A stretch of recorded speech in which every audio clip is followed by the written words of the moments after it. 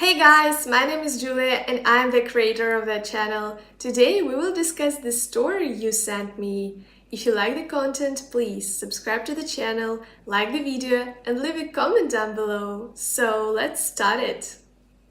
I caught my wife red-handed with AP in my house. Tuesday was my wife's birthday, and I took off early and picked up flowers for her so I can surprise her. But boy, does she have a surprise for me. I walked in the front door. There's clothes scattered from the front door all the way to our bedroom. At first, I couldn't understand what I was looking at. Then I realized it was men's and women's clothes. Apparently, I got home right after they got through having a little fun, and they were in the shower cleaning up. Apparently, she likes it in her backside, even though she won't give it to me. I can hear them laughing and giggling about how great it was. I was so freaking numb at that point. I took a step back, went into the living room, and sit on the edge of the couch for a couple of minutes. My mind was just racing. Then I saw all of his stuff lying on the floor. I picked up all of his clothes, took them out to the driveway, then dumped charcoal starter fluid on them and set them afire. The only thing I did not burn was his keys and his phone. When I walked back into the house, my wife was standing there in a towel, just staring at me with a stupid look on her face. I told her happy birthday. She just started crying. He comes walking out in a freaking towel wrapped around him. I told him to get the heck out of my house before I punch him. Because at this point, I'm just about to lose my stuff.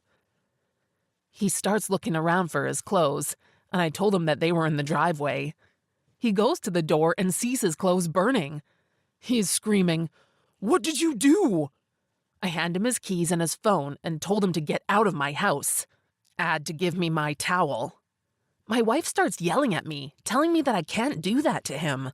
I can't offend him like that. I look at her and tell her you didn't have a problem offending me. You'll let him do it in your backside, but not me. My wife looks at him and tells him that she will get him a pair of sweats. I told her if he touches any of my stuff, I will punch him. She said you can't do that. You can't send him out there like that.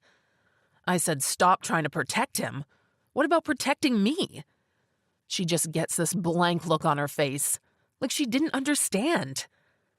The guys start walking towards me, saying he wants a pair of pants at least. I told him no, get out. That's whenever he tried to grab my arm. So he got to take home a black eye along with no pants. What a freaking disaster. Just because I wanted to surprise my wife on her birthday. Update. A little bit more about us. I'm 36, she's 38, and we have a 16-year-old daughter. I threw my wife out on her birthday. She's living with her mom, who is also a cheater. I have not spoken to her since Tuesday. She's been blowing up mine and our daughter's phones. I had to explain to my daughter what her mother did. Not in details, but just that she cheated, so she is so heartbroken and angry. I retained a lawyer this morning. I finally texted my wife and told her I retained a lawyer, and I will meet her later on today so she can try to explain herself. This is probably a bad idea, but I need answers. Is there a standard list of questions that I should ask? Because right now I can't think clearly. Whenever I found them, they were in the shower. It was all steamed up so they didn't know I was standing at the doorway, and I could hear them laughing and giggling about the love contact they had just had, and how he loved her backside because it was so tight. I texted her and told her I did not want to meet up today. I just can't stand to look at her yet. She started blowing up my phone with phone calls and texts, swearing that she can change, saying that she's already gotten rid of that a-hole, whoever he was. I did tell her not to delete a damn thing from her phone. I want to see all of her texting. Texting whatever she did. Update. Sunday morning. We met at a local coffee shop this morning. I was recording the conversation with my phone on the table. She wanted to know why. I told her frankly I didn't trust her anymore. She started in saying that she wanted to save our marriage. I ask her why, because she's already given up on it. Because she wants to be the wife and the mother that our daughter needs. I told her it's a little late. She asked if I was ready to throw away 16 years of marriage. I threw it back in her face. I'm not the one that cheated. I asked her who the guy was. Apparently, he's a stay-at-home dad from one of the homeschooling programs. I told my wife that she has to contact his wife and tell her what she did if there's any hope for us in the future. I asked her how long it had been going on, and she said 2 months. She said she feels guilty and remorseful for what she did. I told her she felt guilty and remorseful for getting caught, not what she did, because she didn't have any intentions of stopping. She started crying, saying that she knew it was wrong and that she was going to stop. I told her to stop lying to me. I asked her to give me her phone, and she did. To my surprise, she had not deleted anything off of it. She showed me all the points where they started getting closer. She told me how many times they have met up and had closeness. I asked her why she could take it in her backside from him, but not from me. She said that she was the wife and mother, and she didn't want me to look down on her for her desires. I threw it back in her face. I said I wouldn't have asked if I would look down on you. She showed me the text where she told the guy that she could not have contact with him anymore. She wanted me to tell our daughter to please contact her, that she wanted to talk to her. I told her, "No, it's her decision. I will not force her to talk to you." I also expressed that she needs to get into counseling and fix herself because there's something seriously damaged inside of her. And that I contacted a lawyer and started separation papers. At that point, she just completely broke down and started sobbing. I told her she had 60 days before the papers were done for her to show me some sort of remorse for what she did to me and our daughter, and not just a shame and guilt for getting caught. I told her at this point she needs to just move in with her mother until we can figure out the future. I told her to go get an STD test. And I told her that even though we're separated, I want to know exactly where she is at all times. I want a tracking device on her phone, and I want her to check in with me, because if I found out she even whispers to him, I will take her for everything. At this point in my life, I'm questioning my entire marriage. I feel like she could have cheated the entire time. I informed her of that too. She promised that it was a one-time only affair. I told her I don't believe her. If you can do it once, you can do it 100 times. I informed her at this point, I am through with our marriage unless she can give me a reason not to leave and to stay in it. But the mountain you have to climb is a very large mountain. My daughter and I had to make an 8-hour emergency drive home yesterday. My cheating wife took a bunch of pills on Christmas Eve and was rushed to the emergency room. She is still hurting us, so we are all back under the same roof. So I guess she got what she wanted. I'm telling her later on today that we're done. I can't live with her. She is still being selfish, and she traumatized our daughter on Christmas Eve. Last night, I had a long talk with my wife. I told her that we are divorcing, and she started to fall apart. I informed her that she has done too much damage to our family, and her little stunt on Christmas Eve seriously traumatized our daughter. Her selfish behavior is unacceptable, and I can't deal with it anymore. She can go and live with AP if she wants to. I really don't care anymore. I realized yesterday I don't feel anything for her. I don't know if it's the trauma or what, but all I can think about is moving forward without her. I told her that she had to find a new place to live. She keeps telling me she wants us. She chooses us. I told her that she would still be with him if I wouldn't have caught her, and I'm okay with her going to him. She said he doesn't want her. No surprise, she reached out to him.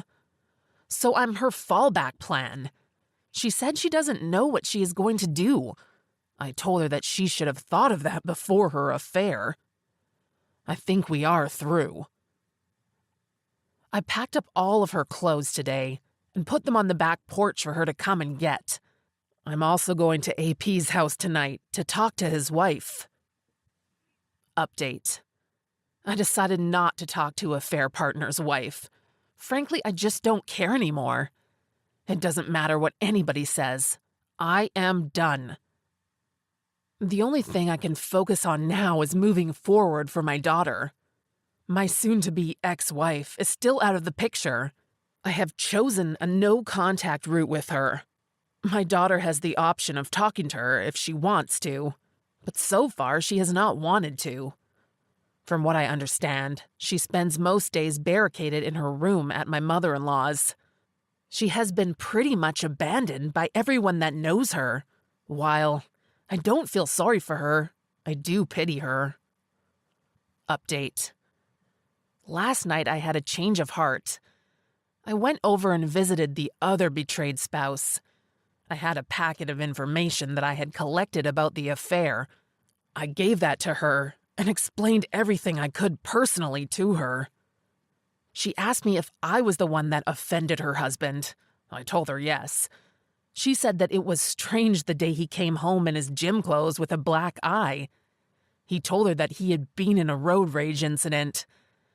We spent about 40 minutes talking. I explained to her that I was divorcing my wife, and I told her the level of betrayal these two had committed behind our backs.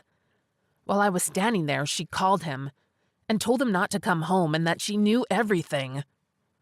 This morning, she reached out to me and asked if we could meet again. So we are going to spend some more time together going over all this evidence, hopefully between the two of us and our divorce attorneys, because I'm pretty sure she's headed in that route too. Update. I have unblocked my wife, so we can communicate about the divorce. She has agreed to an uncontested divorce. We are splitting the assets 60-40 on my favor. I'm keeping the house, and as of right now, I get full custody of our daughter. Right now, verbal communications is at a minimum, and mostly just about our daughter and the divorce. And she has tried to talk to me about the affair a couple of times, and I shut her down. There's nothing else I need to know about it. I did confirm that she has broken it off with the guy, because there was some information shared between me and the other betrayed spouse that I know she sent to her husband, and my wife does not know anything about it, because she would go crazy if she found out. So less than 6 weeks from now, I should be happily divorced. And I have found comfort in spending time with, we will call her M, the other betrayed spouse. We are helping each other through this. And now, the second story. I made a big mistake and cheated on my hubby. I am deeply sorry, but I was shocked when my husband did this to me.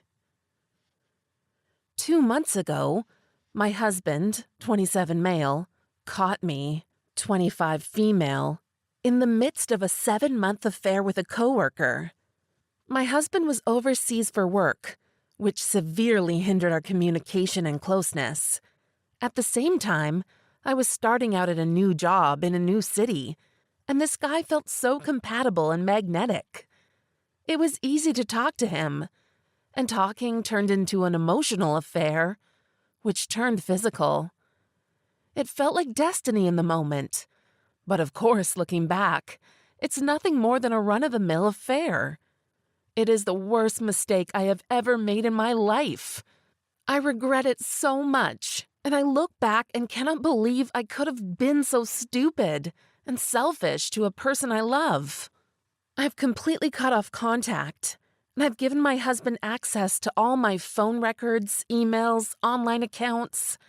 I let him track my location, and I make it a priority to answer his calls, even if I'm with a client at work. We've been in weekly couples counseling, and we're reading a book together, not just friends. And despite a few rough patches, we have been getting along pretty well for the last 2 to 3 weeks. He's been able to say, "I love you" again, though he makes it clear that he does not mean unconditionally. I am investing in this marriage like never before, and I'm doing everything I can to put his every need above mine. I make extra effort to cook for him, buy him snacks he likes, keep the apartment extra clean, dress up for him when we go out, satisfy him in bed. I ask him regularly how he is feeling, if he has anything he wants to talk about or questions I can help him answer.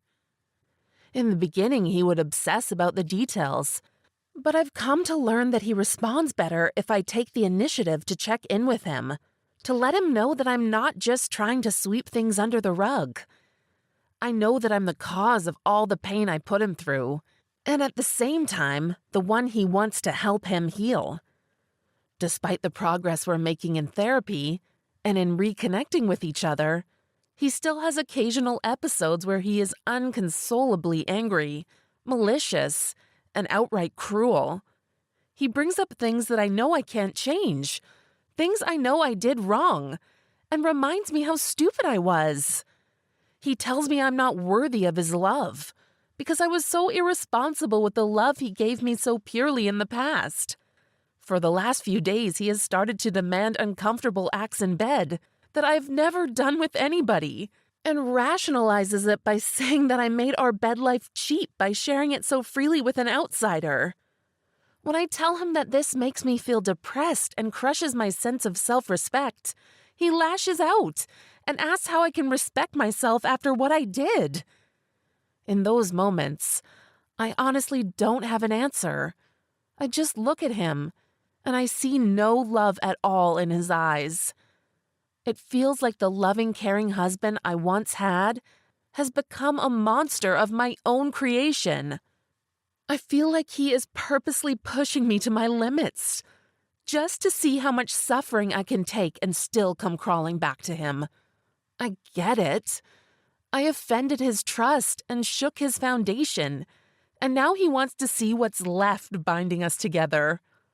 I am so remorseful for what I did, and I wish more than anything I could take away his pain. I guess that's the reason I suffer through it, and carry on through the ups and downs to try to make him happy again. But at the end of the day, despite all I do for him, I feel worthless, unappreciated, unlovable. I feel like a 403 when we have closeness. I feel like I'd be better off dead, so that he doesn't have to deal with the burden of staying with a cheating wife. So he can be free to find true happiness with someone who will never betray him like I did. Please help me. I'm devastated and I'm desperate. What more can I do to bring him back? Thanks guys for staying with us. I hope you enjoyed the video. Bye!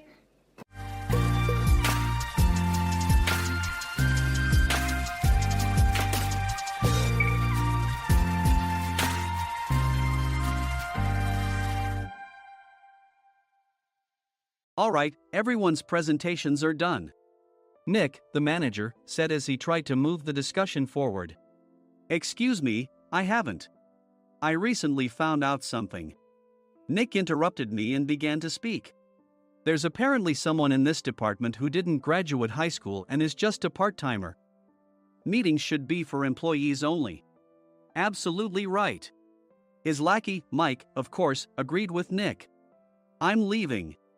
After leaving the meeting room, I started to shut down my computer. I noticed that an email had arrived, not in my personal inbox, but in the company's shared email. Thinking, there's no point in speaking up, no one will listen, I went home quietly. The next day, I heard a commotion from Nick's desk. He was staring at his computer screen, his face pale. Nick! Is something wrong? Mike looked at the screen with him.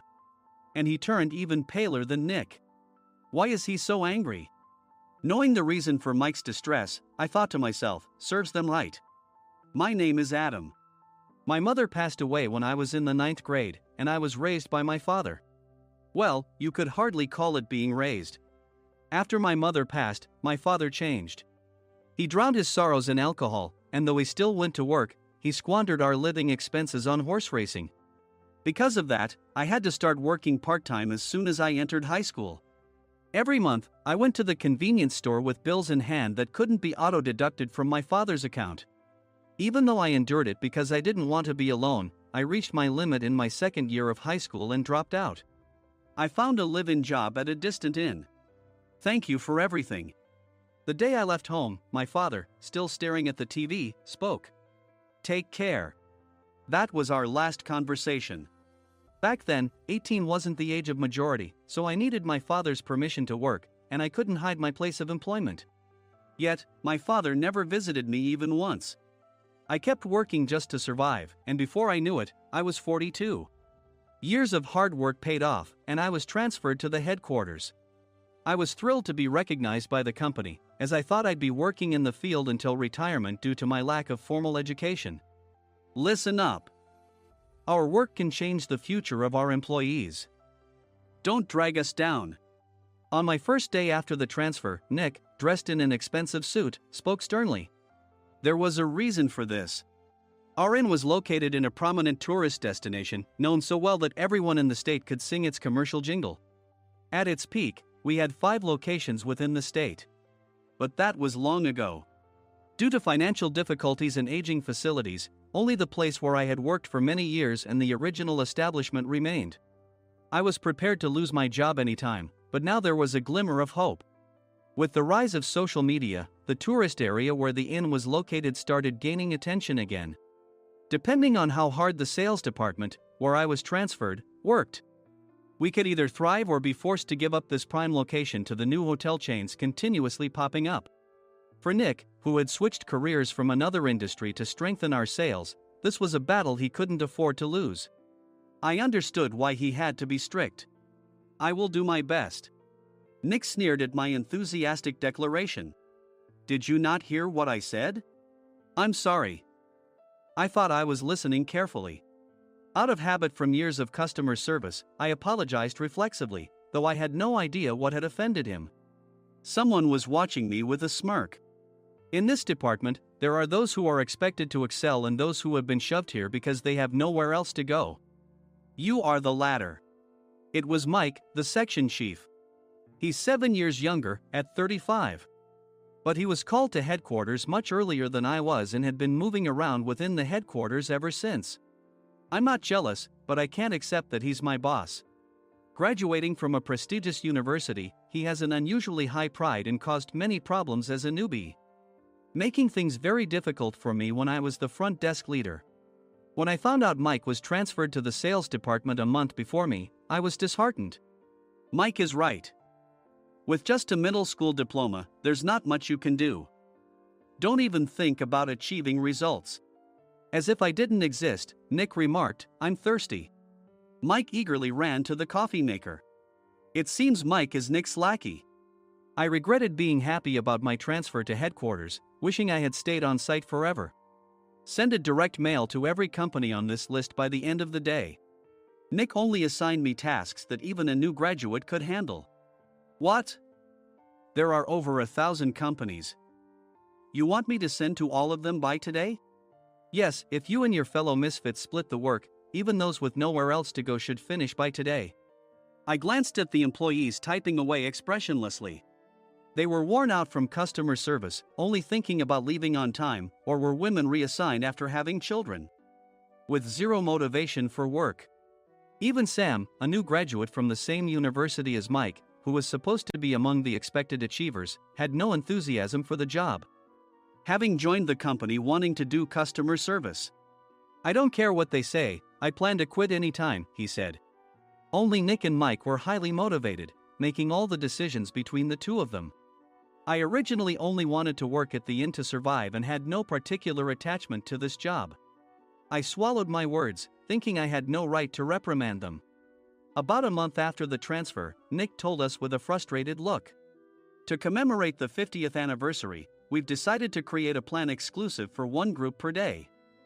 Originally, Mike and I were supposed to come up with it, but our president, Mr. Thompson, insists on hearing everyone's opinions.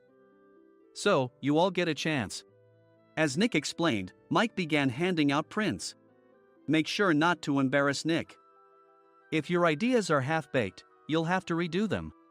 It seemed that they had printed his handwritten notes by Mr. Thompson, which included several questions and a section for free responses. It made sense why Nick had to seek our input, given that all responses had to be submitted to Mr. Thompson. We were given a week to think about it, and a meeting was scheduled to compile our ideas. My plan is to let guests enjoy both the old and modern America. Nick began the presentations. Guests would watch a master confectioner at a nearby traditional sweet shop make sweets in front of them. The welcome drink would be premium tea in a bottle. Nick's plan was certainly attractive. After his presentation, Nick called on us to present in the order we were seated. Just as I stood up for my turn. "All right, everyone's presentations are done." "Excuse me, I haven't. I recently found out something." Nick interrupted me. "There's someone in this department who didn't graduate high school and is just a part-timer." He was likely talking about me. I joined the company as a part-timer and was made a full-time employee when I turned 20. That was 20 years ago, so Nick and Mike probably had no chance to know until recently. Meetings should be for employees only. Absolutely right. After that, Nick kept creating opportunities to solicit everyone's opinions, purposefully excluding me from speaking. The meeting unexpectedly heated up and went past the scheduled end time. A few people asked to leave, and the discussion continued with the remaining few. "Still here?" Normally, you'd leave in that situation. Though I had no attachment to the job initially, hearing kind words from customers made me want to make them happier. For someone like me, with nowhere to go, the inn was my home and customer service was my life. I felt pathetic about my current self. "I'm leaving." I left the conference room and started shutting down my computer. I noticed an email had arrived, not in my personal inbox, but in the company's shared email. Thinking no one would listen to what I had to say anyway, I quietly went home. The next day, while preparing the DM as instructed, I heard a commotion from Nick's desk. In his haste to stand up, he hit his knee on the desk. He stared at his computer screen, his face pale. "Nick! What's wrong?" Mike, thinking he should be the first to rush over, approached Nick while still wearing his coat. He peered at the screen with Nick. And he turned even paler than Nick. Why is he so angry? Who is responsible for this company? Nick, more irritated than ever, asked, and Mike answered without checking. "Probably Sam." Sam wasn't there because he was attending a morning training session for new hires. Nick gave up on getting angry and returned his gaze to the screen. They were looking at an email that arrived right after the end of the working day yesterday. Apparently, no one, including me, had checked it before leaving. The email was from a large company that used us for their annual employee trips. The president and executives of that company also frequently used our services personally. President of the company, Mr. Mason himself, had declared that neither he nor his company would ever use our services again. Well, some companies cancel their employee trips or stop using our services due to financial struggles. Let's just move on. Mike kept wiping the sweat from his forehead with a handkerchief. Knowing why Mike was so agitated, I quietly watched their interaction. "Do you know how much revenue we get from that company? We can find other guests to fill the rooms, but we'll lose the banquet costs, gift shop revenue, rental car fees, and more. Moreover, the gifts were supposed to be prepared by the traditional confectionery shop involved in Nick's proposed plan. If it's known that we incurred such a huge loss at this critical time, Nick's position in the company would be jeopardized." Nick took a deep breath, seemingly trying to calm himself. "All right, Mike. Go to New York right now and apologize to Mr. Mason." "What? You're coming with me, right? I have urgent work to do." "I trust you, which is why I'm entrusting this to you. Please." Mike, believing Nick's sincerity, agreed with a determined look on his face, saying, "Yes. That's Nick for you." Even if Mike went to apologize, Nick would shift all the blame onto him if the client didn't change their mind. Well, it was Mike's fault to begin with, so it served him right. About 3 hours later, Sam answered a call from somewhere and repeatedly apologized, saying, "I'm very sorry." Everyone watched to see what was happening. After ending the call, he informed Nick with a weary tone. When Mike arrived at the client's company, he only made things worse, further infuriating Mr. Mason. He was demanding, "Get his boss here immediately." It was no wonder Sam was exhausted, dealing with such a call right after returning from training. What is that idiot doing? Alright, Adam, you're coming with me. If sacrificing Mike didn't work, then I must be next. Normally, I'd want to refuse at all costs, but I saw an opportunity in this situation. If I can be of assistance, I'd be happy to join you. I immediately followed Nick, and we flew to New York. When we introduced ourselves at the reception, it became clear how serious the situation was, as the receptionist personally escorted us to the president's office. Angry voices leaked through the door, making both Nick and me uneasy. Excuse me. I'm Nick, the supervisor. I understand my subordinate has caused you trouble, and I deeply apologize. Nick, with his experience in the corporate world, knew enough to offer an apology before excuses. However, his customer service skills left much to be desired. I sighed as I saw Mike trembling like a small dog in the corner of the room. What kind of training are you giving your subordinates? Mr. Mason glared at Nick with a red face. The intensity of his gaze made even Nick take a step back. Regrettably, I joined this company only 2 years ago and was unaware of Mike's issues. I should have identified his shortcomings sooner. Indeed. I should have realized sooner. No sensible person would come to apologize and then give a lengthy presentation on the drawbacks of not using their in. Nick froze, his mouth slightly open. Suspecting the worst, I picked up the documents that had fallen to the floor. It seemed Mike hastily prepared these documents on the plane, listing the disadvantages. Disadvantage 1: if you change the venue for the company trip, employees might suspect it's for cost-cutting reasons, leading to a negative impression. Reading it aloud half-jokingly, Nick snatched the papers from my hand and checked the contents with a furious expression. Among the stack of documents was a receipt from a nearby convenience store's copy machine. I felt a pang of dread, hoping he hadn't shown the receipt as well. What do you think he said when I asked what kind of nerve he had to do this? I'm very sorry. Faced with the dire situation, Nick must have thought there was nothing left to do but apologize. In a voice smaller than I'd ever heard from him, he uttered words of apology. He said, "I'm a Harvard graduate. I don't believe I said anything wrong." Mike! What have you done? Forgetting his plan to pin the blame on Mike, Nick yelled loudly, even in front of Mr. Mason. I didn't do anything wrong. You're still saying that? Look at him. Mike pointed at me with a shaking hand. I was assigned to headquarters in my 20s and now I'm a section chief. This guy only made it to headquarters at 42. Everything I've done proves I was right. So why are we losing the contract? Having said his piece, Mike collapsed to the floor. Of course. You were sent there because you had nowhere else to go. Mike never expected to hear such words from someone he looked down upon. He lunged at me, and Nick hurriedly stepped in to stop him. Mr. Thompson told me Mike is a quick thinker, and to take good care of him. There's no way he was pushed aside. Don't make things worse here. He didn't say quick thinker, he said only quick-witted, didn't he? I don't remember that part. I recalled the many troubles Mike caused when he was a newbie. When Mike was on the front line, his pride was so high that he never apologized to customers. Customer service, especially in our job, doesn't work alone. It brings both good and bad situations. If the front staff or housekeepers made mistakes, or the cleaning company didn't properly clean a room, one had to apologize to the customers regardless of personal fault. Mike, in such situations, would never apologize, insisting he wasn't at fault.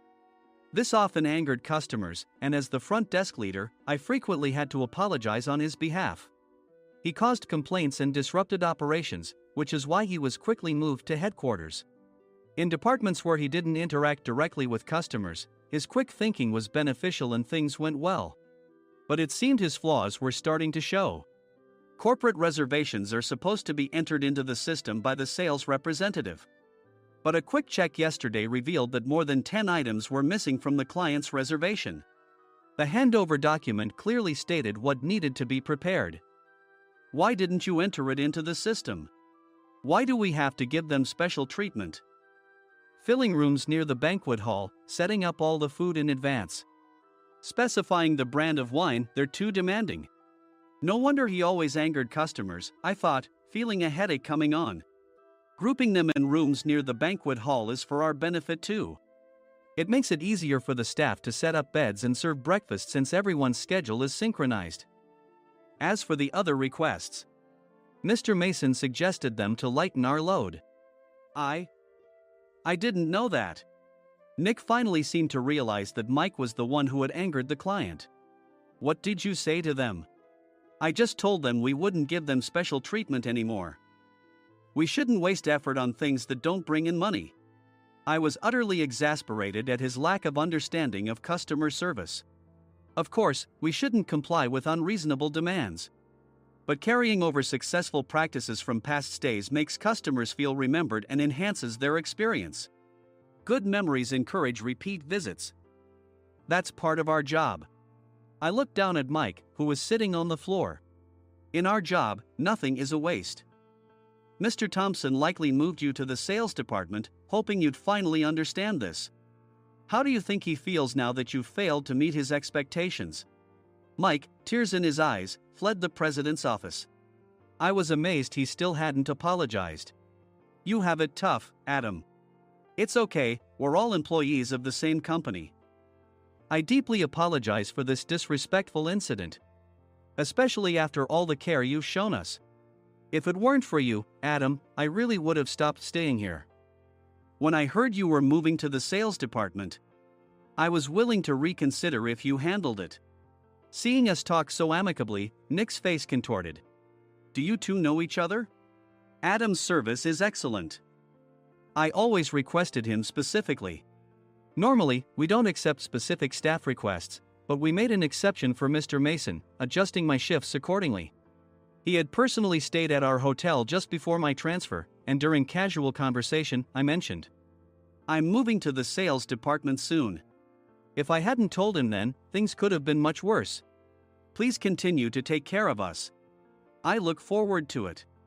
On the return flight, Nick awkwardly offered me a can of beer. It's still working hours. Of course, I had no intention of forgiving him for a single beer. Nick might try to pin everything on Mike and avoid any consequences. While pondering this, a startling fact came to light. Nick, the tea bottles for the plan have arrived. I handed Nick a bottle labeled with our inn's name. They look good. What are you talking about?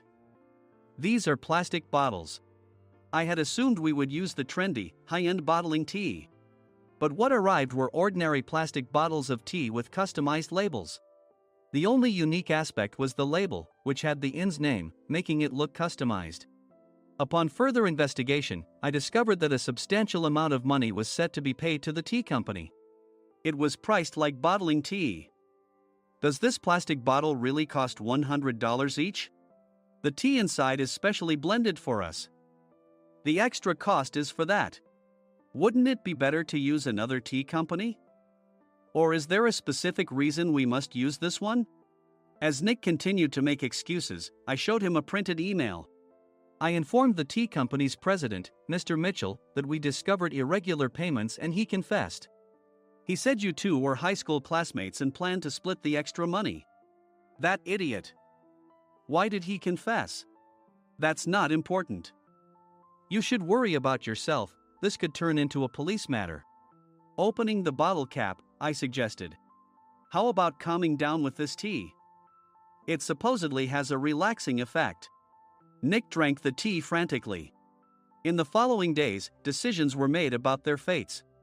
Mike was reassigned to the General Affairs Department, with no chance of transfer or promotion, as per Mr. Thompson's orders.